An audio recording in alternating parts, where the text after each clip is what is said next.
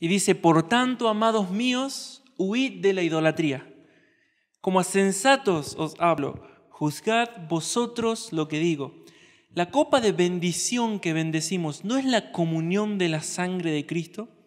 El pan que partimos, ¿no es la comunión del cuerpo de Cristo? Siendo uno solo el pan, nosotros, con ser muchos, somos un cuerpo, pues todos participamos de aquel mismo pan. Mirad a Israel según la carne. Los que comen de los sacrificios, ¿no son partícipes del altar? ¿Qué digo, pues? ¿Que el ídolo es algo o que sea algo lo que se sacrifica a los ídolos? Antes digo que lo que los gentiles sacrifican, a los demonios los sacrifican y no a Dios. Y no quiero que vosotros os hagáis partícipes con los demonios. No podéis beber la copa del Señor y la copa de los demonios. No podéis participar de la mesa del Señor y de la mesa de los demonios. ¿O provocaremos a celos al Señor? ¿Somos más fuertes que Él? Tremenda palabra, tremenda palabra. Pueden tomar asiento. Seguimos con estos estudios sobre la Santa Cena, la comunión. Esta es la segunda parte. El domingo pasado vimos que la comunión históricamente tiene diferentes nombres, ¿no? Eucaristía, Cena del Señor, la comunión. Vimos que también la comunión era un sacramento, ¿sí? Si alguno no entiende esa palabra, puede escuchar la predicación anterior. También aprendimos que cuando venimos al altar, ¿no?, a la mesa del Señor, ocurre algo inexplicable. 3 tiempos diferentes se unen en este rito. El pasado, algo que ocurre en el presente, en el momento de celebrarlo, y el futuro también viene, es un adelanto del futuro. Y el domingo pasado, principalmente, en realidad nos centramos en lo que ocurre, ¿no?, en el pasado. Hicimos esa mirada al pasado y cómo, de cierta forma, el pasado vuelve a hacerse real. Así como cuando recordamos el cumpleaños de nuestro hijo, se vuelve a hacer real. Todo lo que no nos acordamos durante todo el año, ese día nos acordamos de nuestro hijo. Hoy, bueno, Eric no es nuestro hijo, pero hoy Eric está de cumpleaños. Y entonces, wow, pero pasa aquí también, no sé, ¿hace cuánto que venís a la iglesia? ¿Te acordás cuando llegaste que eras así? Sí, nos reímos, ¿no? De todos, en realidad.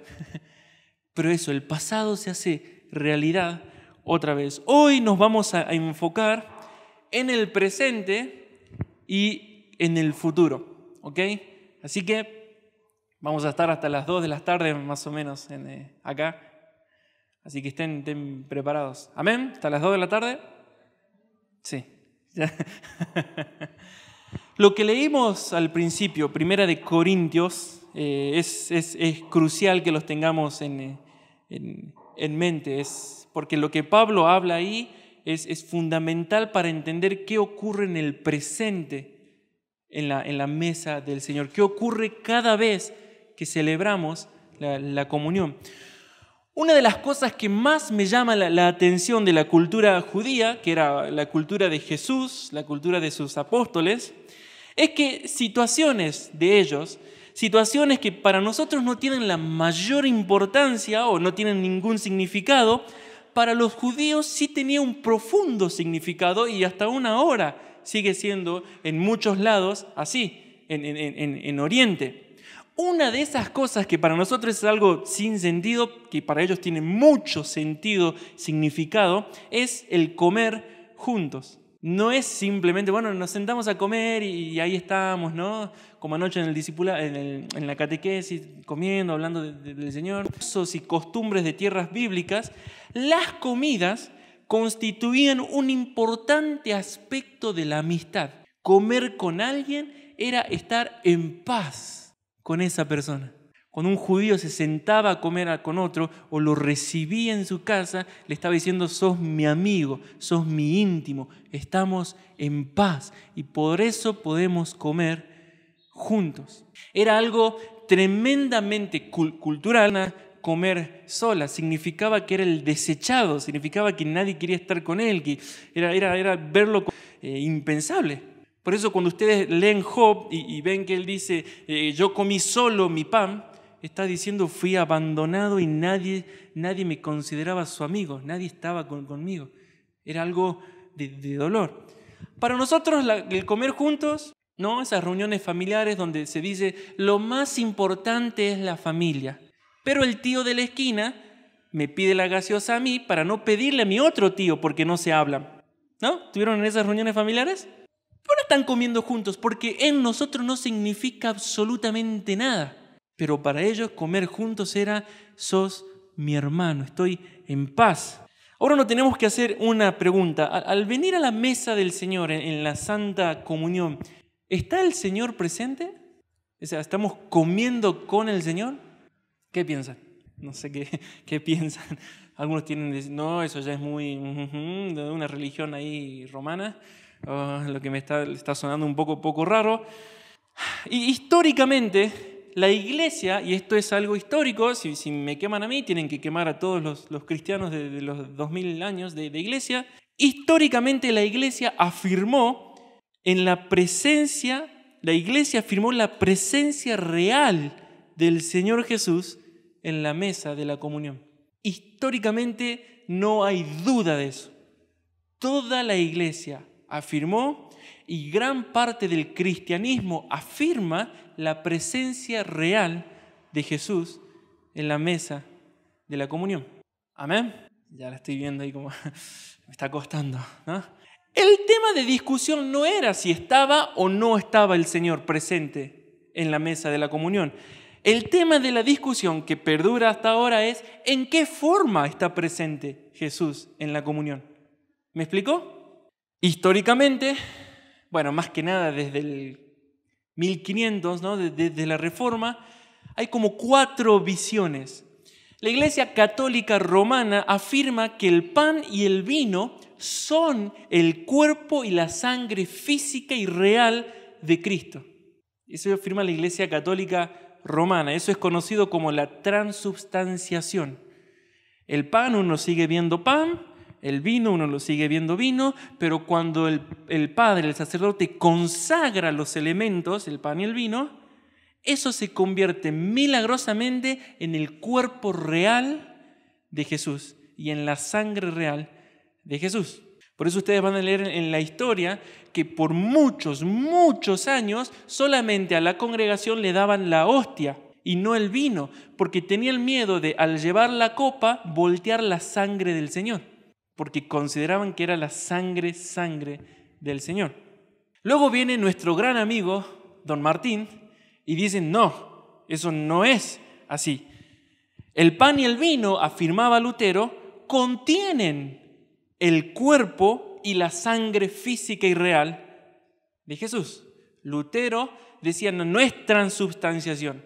Lutero afirmaba consubstanciación. Es decir, el pan sigue siendo pan, el vino sigue siendo vino, pero en eso, milagrosamente, está el cuerpo real y la sangre real de Jesús. Para que lo entendamos un poco, es como cuando tenemos una esponja y la llenamos de agua. Entonces la esponja sigue siendo esponja, pero adentro, ¿qué tiene? El agua. Más o menos eso afirmaba Lutero. Pero él también afirmaba en la presencia real y física de Jesús. Luego está la postura calvinista o la postura reformada, que afirma la presencia real de Jesús en el pan y el vino, pero espiritualmente. Jesús está en la mesa del Señor, pero de forma espiritual. El pan sigue siendo pan y el vino, vino. Eso sonó al pan.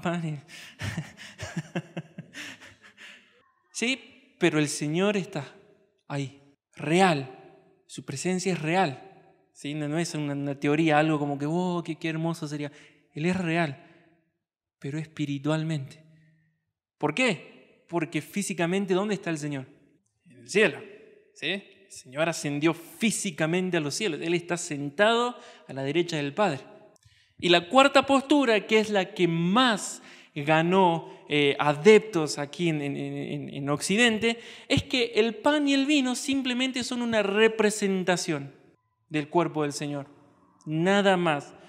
El gran defensor de esto era Zwingli en inglés, otro reformado. Pero como verán, no había discusión donde si estaba o no estaba el Señor presente. La discusión venía en cómo estaba presente. En Missio afirmamos que la presencia real del Señor Jesús está en la comunión, pero de forma espiritual. El Señor está en la comunión, espiritualmente. Por eso no afirmamos lo que la Iglesia Católica afirma, porque ellos afirman que están sacrificando otra vez al Señor todos los domingos. Y eso no se puede hacer, eso es herejía. Y ellos dicen, no, bueno, pero no es un sacrificio sangriento, pero igual estás comiendo la carne y la sangre de Jesús. Y eso no se puede hacer. Él murió una sola vez por los pecados, dice Hebreos. Y ya está, fue un sacrificio. Y ya está, no vuelve a morir una sola vez. Por eso cuando ustedes leen Hebreos dice, si no, le tendría que haber sido necesario morir desde el principio del mundo. No, Él es el sacrificio perfecto que terminó con todos los demás sacrificios de Israel. Ya está, ya no hace falta matar animales, ya no hace falta, porque llegó el sacrificio perfecto que hizo perfectos para siempre a los santificados. Ya está, no hay más. No afirmamos la posición católica romana, no afirmamos la posición luterana, ¿no? que está el cuerpo real, pero sí afirmamos que el Señor está presente en la comunión. Missio, la catequesis Missio dice, cuando participamos en esta santa comunión, tenemos real coinonía espiritual con Cristo. ¿Okay? Coinonía es la palabra griega para comunión. La pregunta es, ¿podemos verlo en la Biblia eso? ¿Qué piensan? Espera que me digan que sí, si no, ¿qué le estoy leyendo? ¿El Martín Fierro? La Biblia, ¿no? Bueno, por lo menos digan sí, esperemos, ¿no? Algo con déstenme. Y es lo que acabamos de ver en 1 Corintios 10:14. Dice, por tanto, amados míos, huid de la idolatría. Como a sensatos les hablo, como que saben pensar. Juzgad vosotros lo que digo. La copa de bendición que bendecimos, ¿no es la comunión de la sangre de Cristo? El pan que partimos, ¿no es la comunión del cuerpo de Cristo? Siendo uno solo el pan, nosotros, con ser muchos, somos un cuerpo, dice Pablo. Pues todos participamos, otra vez, tenemos comunión de ese mismo pan. Y por un ejemplo, versículo 8, mirad a Israel según la carne, los que comen de los sacrificios, ¿no son partícipes del altar también? ¿Qué digo pues? ¿Que el ídolo es algo? ¿O que sea algo lo que se sacrifica a los ídolos? Antes digo que lo que los gentiles sacrifican, a los demonios los sacrifican. Se los vuelvo a leer para que ustedes vean el argumento de Pablo. Los sacrifican a los demonios y no a Dios, y no quiero que vosotros os hagáis partícipes con los demonios. Al ofrecer un sacrificio a a la Pachamama, para traerlo más acá, sí, la estatua esa no es nada, pero hay algo espiritual detrás. Y cuando vos ofreces un sacrificio a eso, estás siendo partícipe de lo espiritual que está detrás. Hay en Santa María, ¿no? En un pueblito ahí fuera de Argentina, hay una estatua enorme, ¿no? De la Pachamama, o sea, embarazada, sí, no sé cuántos metros tendrán 5 o 6 metros, no sé cuánto tendrán de alto, pero está dedicada la provincia, el pueblo, el barrio, no sé qué es, Santa María, a la Pachamama. Decís, wow, por eso uno puede sentir la opresión espiritual cuando llega ahí. Y cuando alguien viene a Salta, pregúntenle a alguien con discernimiento, ¿no? Si no siente una tremenda opresión espiritual aquí en Salta. Voy a dar 3 razones para afirmar que en la cena del Señor el Señor está verdaderamente presente. Primero vamos a ver el significado de la palabra comunión. Segundo, vamos a ver ese uso, cómo se utilizaba esa palabra en diferentes pasajes de la Biblia. Y tercero, vamos a ver el contexto de este pasaje de 1 de Corintios. Y nos va a quedar súper claro de que sí, el Señor está presente en la cena del Señor. Primero, comunión es la palabra griega koinonía y comprende una participación comprometida y sacrificada entre dos partes. Presten atención a eso, dos partes. Otra vez lo voy a leer. La koinonía comprende una participación comprometida y sacrificada entre dos partes. En otras palabras, no puedo tener comunión conmigo mismo. O sea, necesitas dos partes para tener comunión. ¿Me van siguiendo? Esa es la definición de koinonía. El diccionario manual de la Biblia dice que es el vínculo, koinonía o comunión, es el vínculo que existe entre compañeros. Otra vez, tiene que haber otra parte para tener comunión. Si no, ¿verdad? No puede haber comunión. El diccionario Wycliffe dice que la comunión, la koinonía, representa la unidad espiritual que liga a los creyentes con Cristo y unos con otros. Siempre tiene que haber otra parte para que haya comunión. ¿Y si no? Yo me amo a mí mismo, soy lo mejor que hay. No existe la comunión conmigo mismo. Eso se llama egolatría. ¿No? Yo, todo para mí, soy lo mejor, soy el más paciente, soy bello, soy todo. No, tiene que haber alguien más o algo más para tener comunión. Eso solamente es la definición. Tener comunión no significa o no se limita a estar juntos físicamente. Tiene que haber un elemento espiritual para que haya comunión en la iglesia. Si no, no hay comunión. ¿Conocen alguna congregación donde, sí, nos reunimos el domingo, pero la hermana Pancha allá y la comadre acá porque no se hablan? ¿No conocen? No digo que se llame Pancha la hermana, ¿no? Sino dar un ejemplo. Eso ahí abunda y es tan, lamentablemente tan normal. Y luego decimos el pasaje, cuán hermoso es habitar los hermanos juntos en armonía. Amén, grita la hermana Pancha. Pero la hermana, no sé qué dije acá, grita más fuerte, entonces ya sé, ¿qué se hace? ¿No? ¿Lo han visto, experimentado? ¿Lo han hecho? ¿Lo hemos hecho? Eso no es comunión. Comunión tiene, como dice el diccionario Wycliffe, es la unidad espiritual que nos liga a todos, con el Señor y entre nosotros. Yo tengo que estar en paz con mi hermano para tener comunión. Otro ejemplo claro de que estar juntos no es tener comunión es un matrimonio del mundo, espero.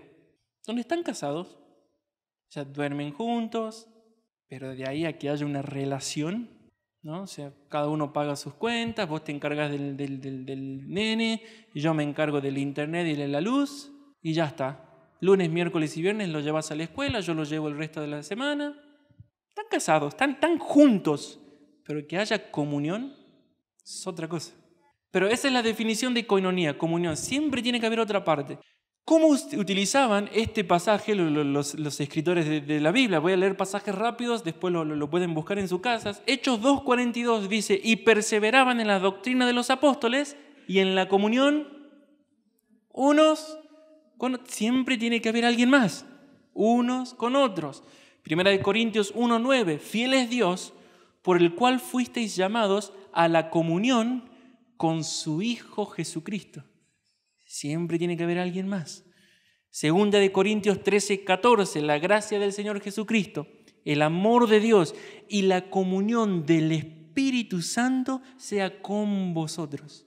La comunión del Espíritu esté con ustedes. 1 Juan 1:3, lo que hemos visto y oído, eso os anunciamos, para que también vosotros tengáis comunión con nosotros. Y nuestra comunión verdaderamente es con el Padre y con su Hijo Jesucristo. Nunca hay una comunión de uno. No existe. Porque no sería común unión, ¿no? No habría unión si estoy solo. 1 Juan 6, si decimos que tenemos comunión con Él, con Jesús, y andamos en tinieblas, mentimos y no practicamos la verdad. Pero si andamos en luz como Él está en luz, tenemos comunión unos con otros. ¿Lo ven? Siempre con alguien o con algo más. La comunión. Y así lo utilizaban los escritores del Nuevo Testamento.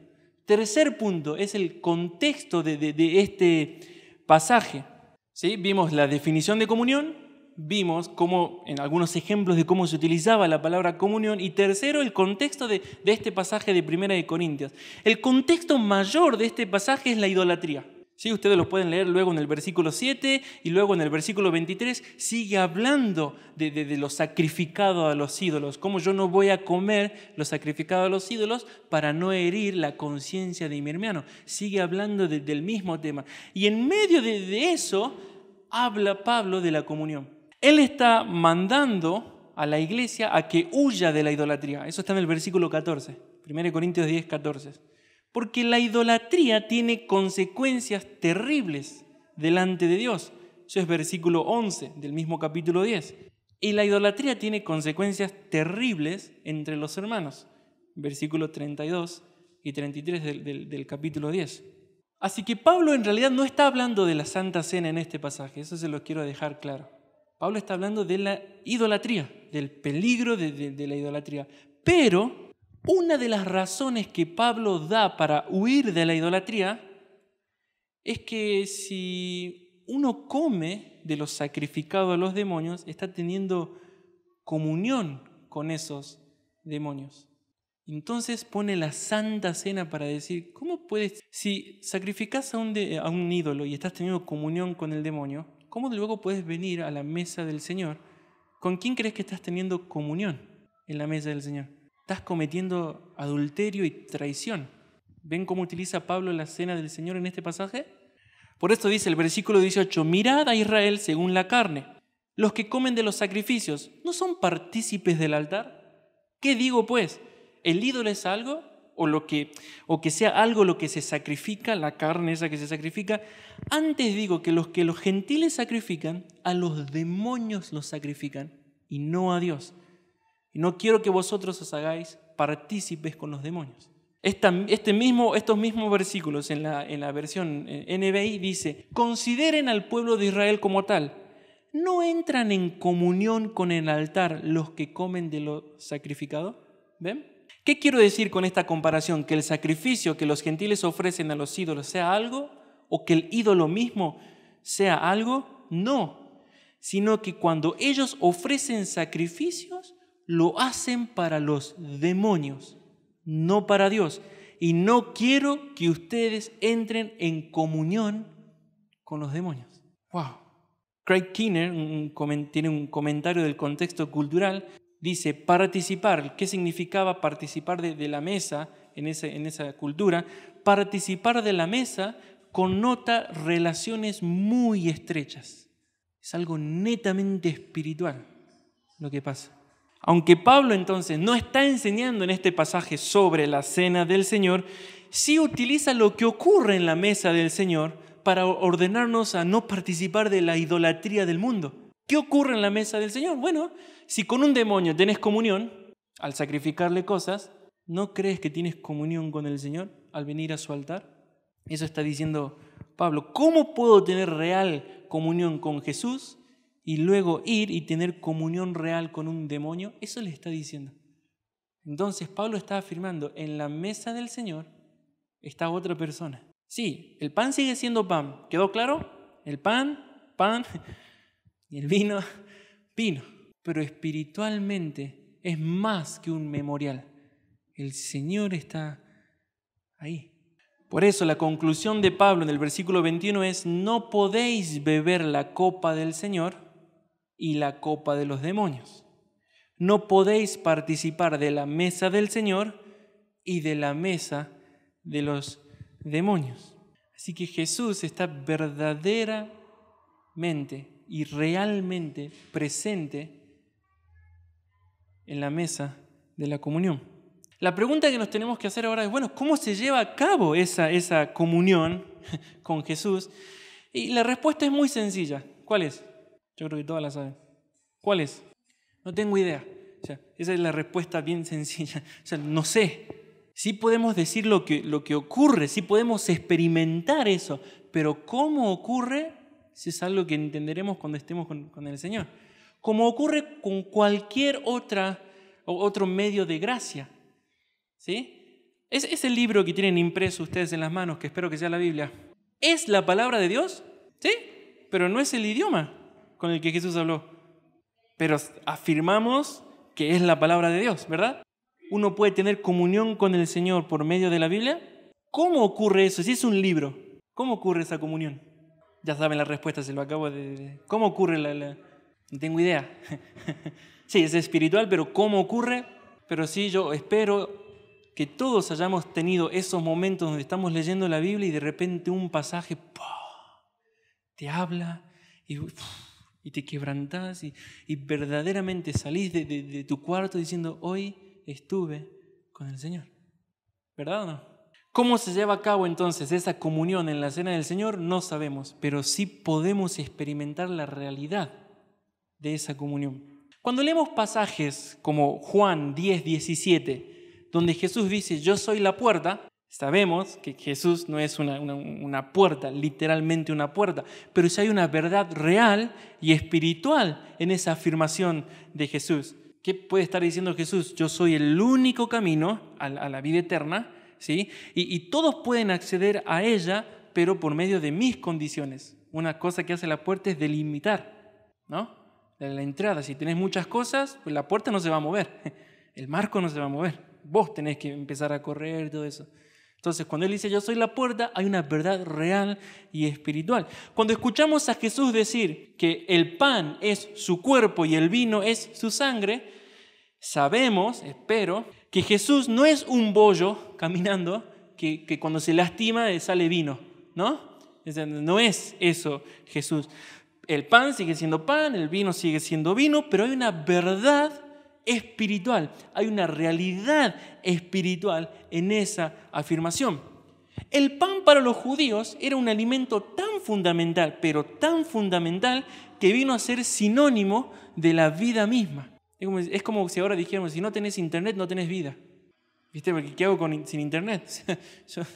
Hay una vida fuera de internet para los que nunca se les corta el wifi. Para ellos el pan era tan fundamental y era a veces ya como sagrado el pan, que simbolizaba la vida misma. Por eso Jesús dice, no solo de pan vivirá el hombre. O sea, esto no es la vida, así, hay otra cosa, ¿no? Y cuando Jesús dice, yo soy el verdadero pan que descendió del cielo, para nosotros decir, bueno, pero un pan, una tortilla, como que mucho no me apetece. No, es que en el contexto estaba diciendo, yo soy la vida que descendió del cielo. Yo soy la verdadera vida. Así lo entendían ellos. Entonces el pan era tan fundamental que era sinónimo de la vida misma, era fundamental en la dieta de Israel. La sangre es representada por el vino, era también sinónimo de la vida, y eso se lo puede ver en la Biblia. Lo voy a leer rápido. Levíticos 17:10 dice, si cualquier varón de la casa de Israel o de los extranjeros que moran entre ellos comiere alguna sangre, yo pondré mi rostro contra la persona que comiere sangre y la cortaré de entre su pueblo. Porque la vida de la carne en la sangre está. Y yo os la he dado para hacer expiación sobre el altar por vuestras almas. Por tanto, sigue diciendo, he dicho a los hijos de Israel, ninguna persona de vosotros comerá sangre, ni el extranjero que mora entre vosotros comerá sangre. Y cualquier varón de los hijos de Israel o de los extranjeros que moran entre ellos, que cazare animal o ave que sea de comer, derramará su sangre y la cubrirá con tierra, porque la vida de toda carne es su sangre. Y tiene mucho sentido, ¿verdad? No podemos vivir sin sangre. No se puede, o sea, es como si sin sangre no hay vida. Necesitas. Y cuando se contamina la sangre, se contamina todo el cuerpo, porque recorre todo el cuerpo. La sangre era sinónimo de la vida. Por eso ustedes que comen morcilla, mal, muy mal. Es broma. Entonces el pan era sinónimo de vida para ellos. La sangre era la vida misma de la persona. Entonces, ¿qué está diciendo? ¿Cuál es la verdad espiritual de Jesús cuando dice yo soy el pan y el vino es mi sangre? Es que recibimos, cuando comemos el pan, y tomamos el vino, estamos recibiendo la plenitud de la vida misma del Señor en nosotros. Es tremendo. Él se hace uno con nosotros. Cada vez que venimos a la mesa del Señor, nos hacemos uno con el Señor. Nuestra alma es restaurada, nuestra alma es animada, fortalecida, refrescada, confortada con la misma vida del Señor. Eso ocurre en la cena. Los puritanos solían decir, la cena del Señor es un encuentro terrenal con el Cristo celestial. Juan Calvino tenía esta postura, él decía, en la cena del Señor somos trasladados a los lugares celestiales, realmente.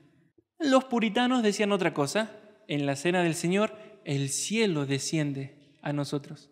Sea que nosotros subamos o que el cielo descienda, es una comunión plena, real con el Señor. Por eso la catequesis Missio afirma, todo eso que ocurre trasciende un simple acto memorial, trasciende un simple recordatorio, como antes teníamos la cena del Señor. Ya que al hacer esto en memoria de Jesús, como dice Lucas 22:19, el Espíritu Santo irrumpe y realiza aquello que sobrepasa toda palabra y todo pensamiento. El Espíritu Santo viene y empieza a obrar esa unión tremenda. Los puritanos también decían, en la mesa del Señor no hay comunión con el Señor como cuando nos acercamos a la mesa del Señor. Al leer la Biblia tenemos comunión con el Señor, sí. Al orar tenemos comunión con el Señor, exactamente. Pero nada se compara a tener comunión en la mesa del Señor. ¡Wow! El cielo se hace real. Tenemos un encuentro real con Jesús que sobrepasa todo lo que entendemos. No es un simple memorial. Puedo decir, yo sé que ustedes me van a entender, que literalmente es el cuerpo y la sangre del Señor, espiritualmente hablando. Y Él se hace uno con nosotros. Él mismo se nos entrega a nosotros. Al participar de la comunión, no solamente tenemos esta comunión, este encuentro tan íntimo con el Señor, sino que también en el presente el Señor nos dice algo más al corazón. En el pueblo judío, cuando un pacto se había violado, siempre se podía renovar el pacto si las personas volvían a comer juntas. Era la forma de decir, el pacto ha sido renovado, perdono tu ofensa. Vieron que Jacob huye con sus esposas e hijos de su suegro Labán, ¿no? Entonces Labán sale y lo quería matar. El Señor le habla por sueños a Labán y le dice, fíjate cómo lo vas a tratar a mi siervo Jacob. Entonces ahí Labán, no, Señor, yo iba a hablar, qué sé yo, ¿no? Entonces va y hablan todos. Y Génesis 31, del 44 al 46, dice Jacob, ven pues ahora y hagamos pacto tú y yo, y sea por testimonio entre nosotros dos. Entonces Jacob tomó una piedra y la levantó por señal, y dijo Jacob a sus hermanos, recoged piedras, y tomaron piedras e hicieron un majano, y comieron allí sobre aquel majano. Volver a la mesa, recuerden, era tener paz y amistad. El pacto se había renovado, la relación fue restaurada por medio de esa comida juntos. Cuando Jesús fue apresado, dice la Biblia que todos los discípulos lo abandonaron. Marcos 14:50. ¿Qué es lo que hace Jesús, o qué es una de las cosas que hace Jesús una vez que resucita? ¿Qué creen que es lo que hace? Los llama a comer. Juan 21, del 9 al 15, los llama a comer otra vez a todos. Y Jesús con ese acto les estaba diciendo, nuestra relación está restaurada, los perdono. Ellos ya habían tirado la toalla. Pedro había ido a pescar, me voy a pescar, ya está, vuelvo a mi vida antigua, lo traicioné, ya está. Entonces viene Jesús y dice, no, vamos a comer juntos, los perdono. El pacto está restaurado, vuelven a ser míos. Es en esa comida donde Jesús le dice a Pedro, ¿me amas? Vaya si no fue intenso ese almuerzo. Es justamente en ese almuerzo donde el Señor dice, ¿me amas? Ahora nosotros pecamos, ¿verdad? Aunque no queremos pecar, todas las semanas rompemos el pacto con Jesús. Todas las semanas, todos los días, a veces con intención, a veces sin intención, pero rompemos el pacto. Es algo que vamos a tener, como lo vimos ayer en la catequesis, vamos a tener que lidiar y es un constante clamar, miserable de mí, hasta que llegue eso, la plenitud de vida sin pecado. Y la condenación nos gana y Satanás está ahí, ¿verdad?, activo para condenarnos. Pero cada vez que venimos a la mesa del Señor, al participar con Él a la mesa, Él nos dice, te perdono. Nuestra relación está restaurada.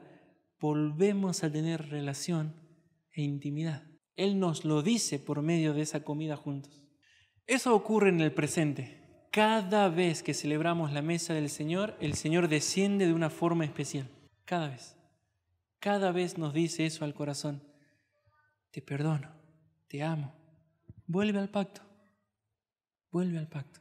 ¿Qué pasa cuando vemos en el futuro? Vimos el domingo pasado el pasado, ahora acabamos de ver el presente. ¿Qué pasa cuando vemos el futuro? La Biblia representa la relación de la iglesia con Jesús. ¿De qué forma? Una de las formas. ¿Cómo? Esposa y esposo. En ese entonces, cuando había un compromiso, sin estar casados, ya se lo consideraba a la mujer esposa y al hombre se lo consideraba esposo. Era algo sumamente sagrado. No era como en nuestros compromisos. Ahora están de novios y estamos viendo a ver qué tal, a ver si funciona. No sé. Eso me da bastante miedo porque es nuestra cultura que tiene todo en liviandad, ¿no? Pero en ese entonces, cuando había un compromiso, ya se lo consideraba al hombre esposo y a la mujer, aunque vivían separados, no estaban casados, no habían consumado la boda todavía, pero ya se lo considera. La única forma de romper ese pacto era a través de una carta de divorcio. Mira lo importante que era, ¿no? ¿Se imaginan si ahora, en nuestra actualidad, un noviazgo se tendría que romper con un divorcio ahí, no sé dónde se hace? O no se pone nadie de novio, o nadie rompería el pacto de noviazgo, porque es tan burocrático que nada, seguimos juntos, ¿no? Pero en ese entonces era sagrada la unión. Era un privilegio, era un gozo. Jesús en Juan 14:3 dice que Él, así como el novio hacía en Israel, se fue al cielo a prepararnos morada, como hacía el novio. Generalmente ese compromiso, ese desposorio duraba 1 año. Calculo que por eso muchas congregaciones dicen, bueno, mínimo 1 año o máximo 1 año de noviazgo, ¿no? Algunos líderes dicen eso sobre los noviazgos. Calculo que será por eso, no sé. Pero eso hacía el novio, se iba a preparar la morada para vivir con su futura esposa. 1 año tenía para hacer eso. Jesús, dice, se fue en Juan 14:3, se fue al cielo a preparar morada para nosotros y luego volvería a buscarnos para llevarnos a donde yo vivo, dice él. Y Apocalipsis 19:3 dice que cuando llegue la iglesia al cielo va a haber una gran cena llamada las bodas del Cordero. Entonces lo que ocurre en la comunión, se trae el futuro, se hace un poco presente aquí. Es un adelanto de nuestra unión plena y de ese gozo y de ese deleite del esposo recién casado con su esposa. Me imagino que todo esposo ha estado feliz de casarse. Entonces esos primeros días, ¿no? Uno es como que entra levitando a la habitación y es hermoso y no sé, se quemó la comida, pero no importa porque amo tus ojos. Y, sí, es un amor y no sé, y vos dejaste tirada la ropa, pero no, yo la levanto porque te amo, ¿no? Y ya está. Son los primeros horas.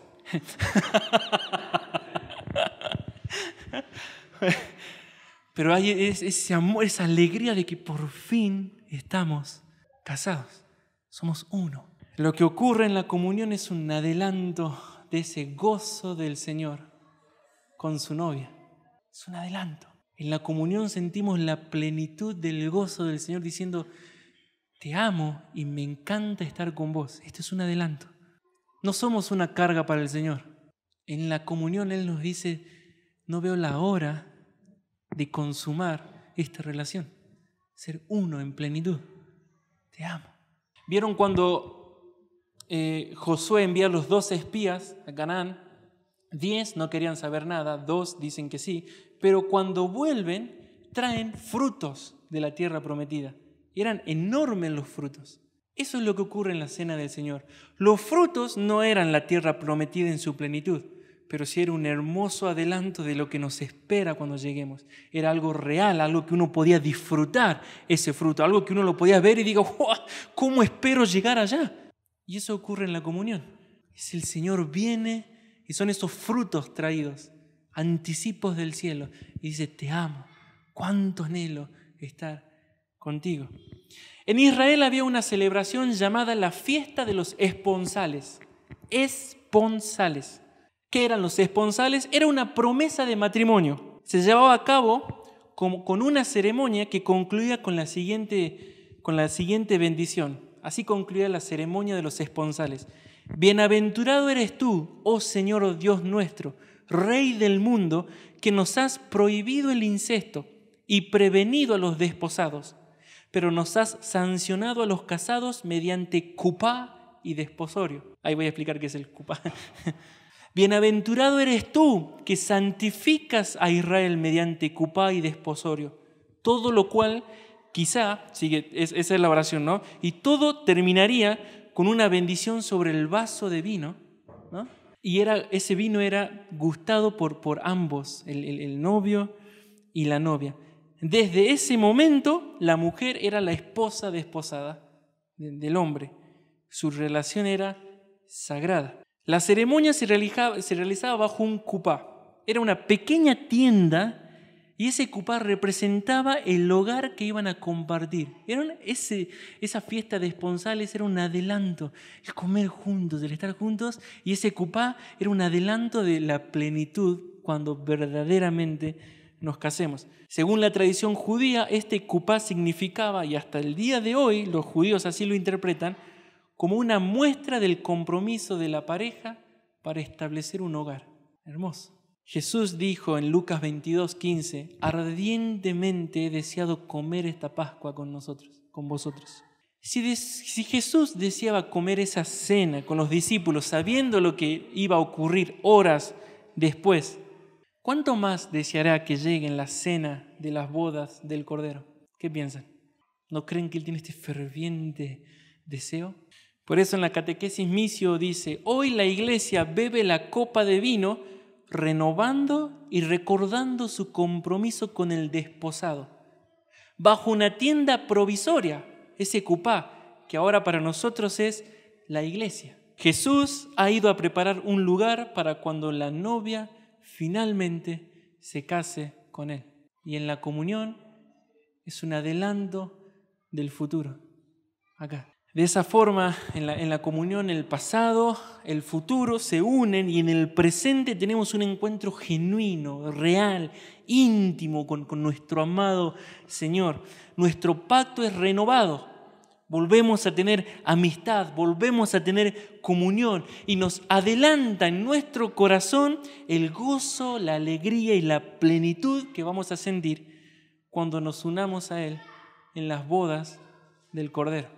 Eso ocurre en la Santa Cena. Por eso Juan Crisóstomo, un pastor del siglo IV, dijo, piensa bien cuán grandísimo honor se te ha hecho, de qué mesas disfrutas, a quien los ángeles se acercan con respeto y ni se atreven a mirar por el resplandor que despide, ese es nuestro alimento.